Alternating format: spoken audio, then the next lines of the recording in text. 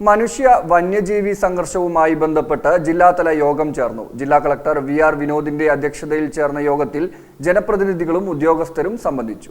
മലപ്പുറം ജില്ലയിലെ മനുഷ്യ വന്യജീവി സംഘർഷവുമായി ബന്ധപ്പെട്ട് പ്രതിരോധ മാർഗങ്ങൾ സ്വീകരിക്കുന്നതിനും ക്രമീകരണങ്ങൾ ചർച്ച ചെയ്യാനുമായി ജില്ലാ കളക്ടർ വി.ആർ. വിനോദിന്റെ അധ്യക്ഷതയിൽ ജനപ്രതിനിധികളുടെയും ഉദ്യോഗസ്ഥരുടെയും യോഗം ചേർന്നു. ജില്ലയിലെ മനുഷ്യ വന്യജീവി സംഘർഷം തടയുന്നതിനായി വനം വകുപ്പ് ജനങ്ങളോട് യോജിച്ച് പ്രവർത്തിക്കണമെന്ന് എ.പി. അനിൽകുമാർ എം.എൽ.എ. യോഗത്തിൽ ആവശ്യപ്പെട്ടു. അക്രമത്തിനിരയായവരെ വനം വകുപ്പ് അധികൃതർ തിരിഞ്ഞു നോക്കാത്ത അവസ്ഥ പോലുമുണ്ട്. ഇത് ഒഴിവാക്കണമെന്നും എം.എൽ.എ. കൂട്ടിച്ചേർത്തു. വന്യമൃഗശല്യം മൂലമുണ്ടായ നഷ്ടത്തിന് പരിഹാരം നൽകാനായി നിലമ്പൂർ സൗത്ത് വനം ഡിവിഷൻ 42 ലക്ഷം രൂപയും നോർത്ത് ഡിവിഷൻ 54.5 ലക്ഷം രൂപയും അനുവദിച്ചതായും നിലമ്പൂർ സൗത്ത് നോർത്ത് DFOമാർ അറിയിച്ചു.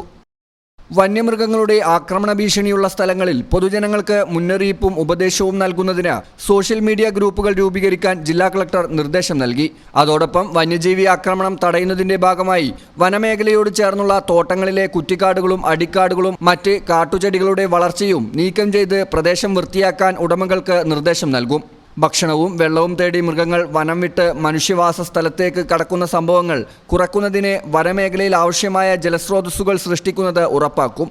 കാട്ടാനശല്യം തടയുന്നതിനായി കൂടുതൽ സോളാർ വേലികൾ, ഹാങ്ങിങ് സോളാർ വേലികൾ, ട്രഞ്ചുകൾ, ആനമതിൽ തുടങ്ങിയവ സ്ഥാപിക്കാനും വനം വകുപ്പിന് ജില്ലാ കളക്ടർ നിർദ്ദേശം നൽകി. പ്രാദേശിക ജാഗ്രതാ സമിതികളും റാപ്പിഡ് റെസ്പോൺസ് ടീമുകളും കാര്യക്ഷമമാക്കണം.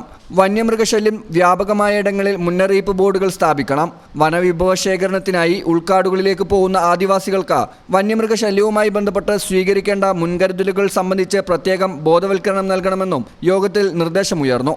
വനമേഖലയിലും മേഖലയോട് ചേർന്നുള്ള റോഡരികിലും മാലിന്യങ്ങൾ തള്ളുന്നതിനെതിരെ ശക്തമായ നടപടി സ്വീകരിക്കാൻ തദ്ദേശ സ്ഥാപനങ്ങൾക്ക് ജില്ലാ കളക്ടർ നിർദ്ദേശം നൽകി.